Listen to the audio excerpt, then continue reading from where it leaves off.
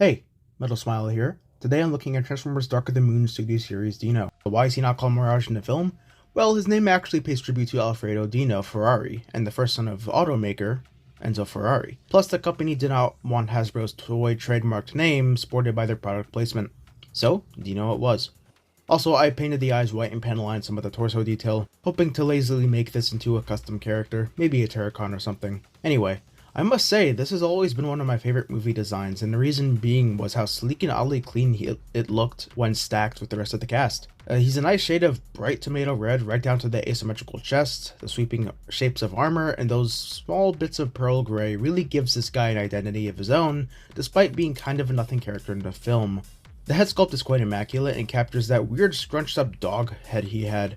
Meticulously painted too. A funny thing about a lot of the Bayverse Autobots is how their faces loosely resemble facial structures of various dog breeds. An interesting discussion for another day perhaps? Still happy to own this, and for the 2 years I've been handling him, I can safely say that he won't break on you. But just take caution when delicately fondling his folds, because some of these hinges don't look the strongest to me. Again, if you handle him just right, no damage shall be done. Only part that occasionally falls off is this dumpy on Dino's posterior. If you remove it, not much changes. Doesn't affect both modes, but it's fine to have on, I guess. As for the DNA DK34 upgrade kit, which contained parts for both Shatter figures and Dino, the replacement legs for Dino make such a difference. You just slide out the original legs via the swivel socket and just slide in the new one. The ankle articulation should have been a necessity for this figure given how agile he was in the movie. You'd want a character like that to have as much range as possible, with the budgetary constraints of it also being a transformable toy. Articulation is serviceable. No waist, but have you seen the waist already? Again, that ankle articulation was much needed.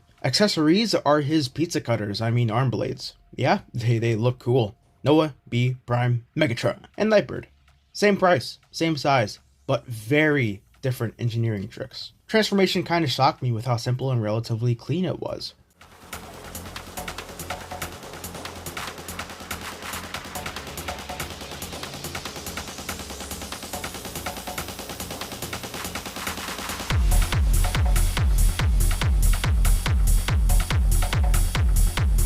Ferrari mode. From a sleek and reasonably compromised robot mode that unfolds to a solid imitation of a Ferrari 458 Italia, it's kind of a miracle. It makes Alien Attack Dino look like a nightmare, and I would never dream of getting that. Boasting that lovely bright tomato red with hints of the robot dwelling inside just waiting to burst out at the seams of any given moment. The black on the rear end of the car is okay, but fails to convince me those are functional taillights. And the front has those little dark spots of dark silver for headlights and some black for the grille. It all tabs together securely and rolls decently.